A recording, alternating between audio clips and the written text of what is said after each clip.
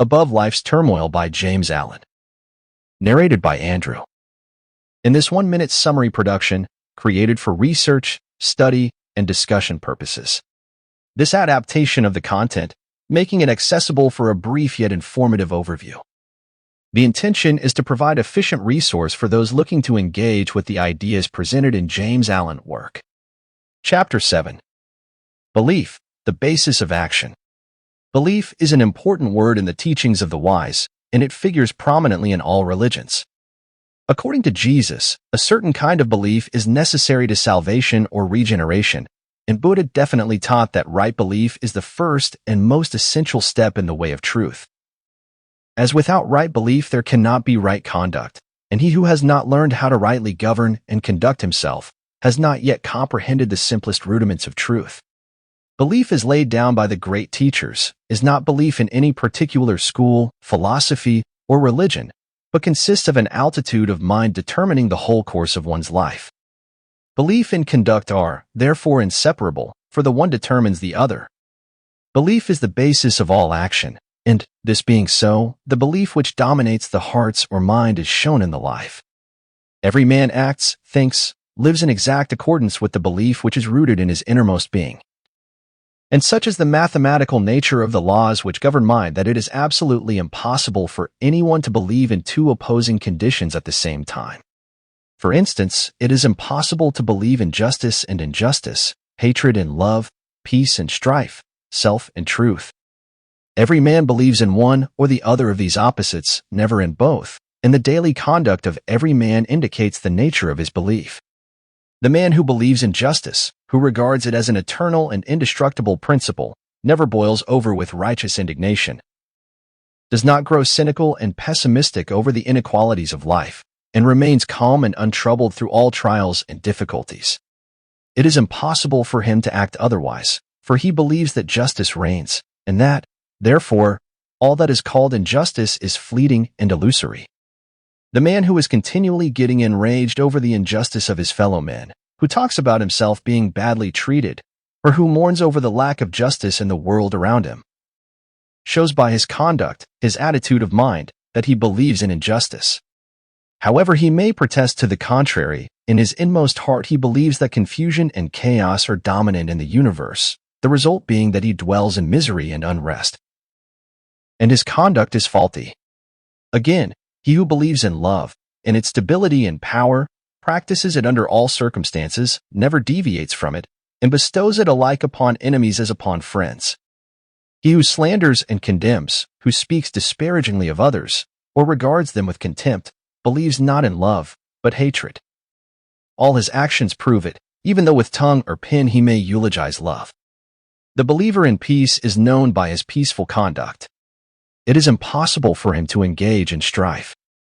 If attacked he does not retaliate, for he has seen the majesty of the angel of peace, and he can no longer pay homage to the demon of strife. The stirrer-up of strife, the lover of argument, he who rushes into self-defense upon any or every provocation, believes in strife, and will have naught to do with peace. Further, he who believes in truth renounces himself, that is, he refuses to center his life in those passions, desires, and characteristics which crave only their own gratifications. And by thus renouncing he becomes steadfastly fixed in truth, and lives a wise, beautiful, and blameless life. The believer in self is known by his daily indulgences, gratifications, and vanities, and by the disappointments, sorrows, and mortifications which he continually suffers. The believer in truth does not suffer, for he has given up that self which is the cause of such suffering. It will be seen by the foregoing that every man believes either in permanent and eternal principles directing human life towards law and harmony, or in the negation of those principles, with the resultant chaos in human affairs and in his own life. Belief in the divine principles of justice, compassion, love, constitutes the right belief laid down by Buddha as being the basis of right conduct. And also the belief unto salvation as emphasized in the Christian scriptures, for he who so believes cannot do otherwise than build his whole life upon these principles, and so purifies his heart and perfects his life. Belief in the negation of this divine principle constitutes what is called in all religious unbelief, and this unbelief is manifested as a sinful, troubled, and imperfect life. Where there is right belief, there is a blameless and perfect life. Where there is false belief, there is sin, there is sorrow, the mind and life are improperly governed, and there is affliction and unrest. By their fruits you shall know them. There is much talk about belief in Jesus, but what does belief in Jesus mean? It means belief in his words, in the principles he enunciated and lived, in his commandments and in his exemplary life of perfection.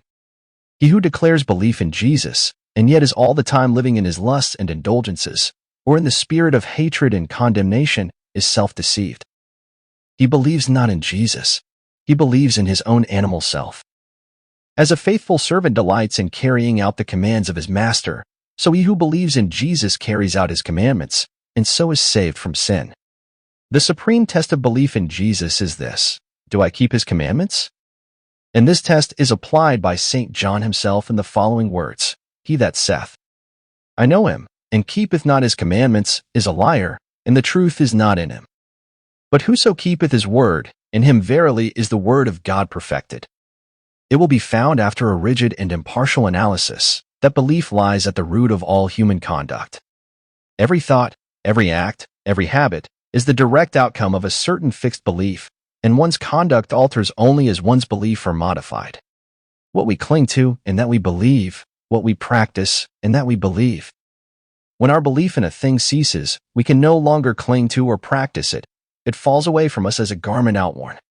Men cling to their lusts and lies and vanities because they believe in them, believe there is gain and happiness in them. When they transfer their belief to the divine qualities of purity and humility, those sins trouble them no more. Men are saved from error by belief in the supremacy of truth. They are saved from sin by belief in holiness or perfection. They are saved from evil by belief in good, for every belief is manifested in the life. It is not necessary to inquire as to a man's theological belief, for that is of little or no account. For what can it avail a man to believe that Jesus died for him, or that Jesus is God, or that he is justified by faith, if he continues to live in his lower, sinful nature? All that is necessary to ask is this: how does a man live? How does he conduct himself under trying circumstances? The answer to these questions will show whether a man believes in the power of evil or in the power of good. He who believes in the power of good lives a good, spiritual, or godly life, for goodness is God, verily is God himself, and he will soon leave behind him all sins and sorrows who believes with steadfast and unwavering faith in the supreme good. For more audiobook like this, hit the subscribe button and click on the notification bell so you get notified when we post a new audiobook. Thanks for listening.